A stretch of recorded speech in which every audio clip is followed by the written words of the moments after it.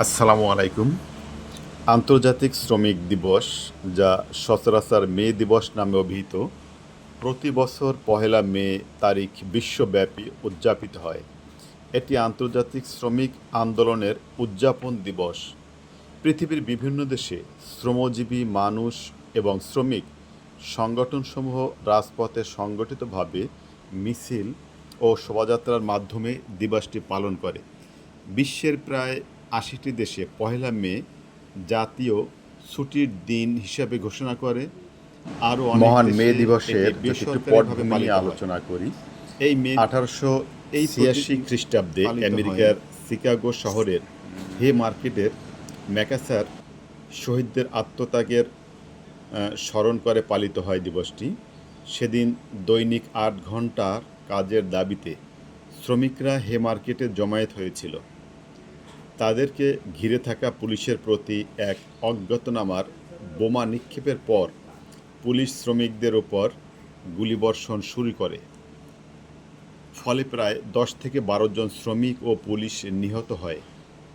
১৮৮৯ খ্রিস্টাব্দে ফরাসি বিপ্লবের শতবার্ষিকীতে প্যারিসের দ্বিতীয় আন্তর্জাতিকের প্রথম কংগ্রেসে অনুষ্ঠিত হয়। সেখানে ১৮৯০ খ্রিস্টাব্দ থেকে শিকাগো প্রতিবাদের বার্ষিকী আন্তর্জাতিকভাবে বিভিন্ন দেশে পালনের প্রস্তাব করেন রেমন্ড লেভিনে। ১৮৯১ খ্রিস্টাব্দে আন্তর্জাতিকের দ্বিতীয় কংগ্রেসে এই প্রস্তাব আনুষ্ঠানিকভাবে গৃহীত হয়। এর পরপরই ১৮৯৪ খ্রিস্টাব্দ মে দিবসের দাঙ্গার ঘটনা ঘটে। পরে ১৯০৪ খ্রিস্টাব্দে আমস্টারডাম শহরে অনুষ্ঠিত সমাজতন্ত্রীদের আন্তর্জাতিক সম্মেলনে এই উপলক্ষে একটি প্রস্তাব গৃহীত হয়।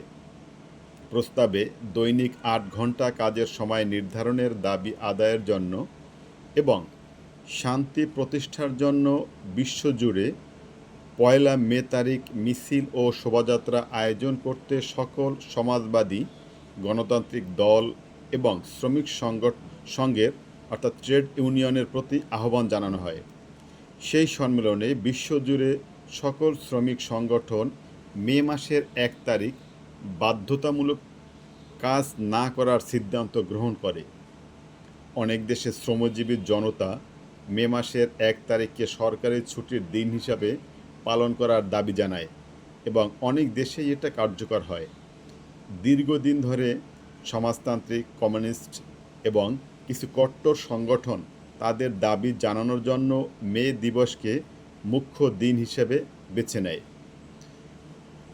এই দিনটি বাংলাদেশেও প্রতি বছর যথাযোগ্য ভাব গাম্ভীর্য বা মর্যাদার মাধ্যমেই কিন্তু পালিত হয়ে আসছে। আমরা আমাদের দেশে এই দিনটি প্রতি বছর পালন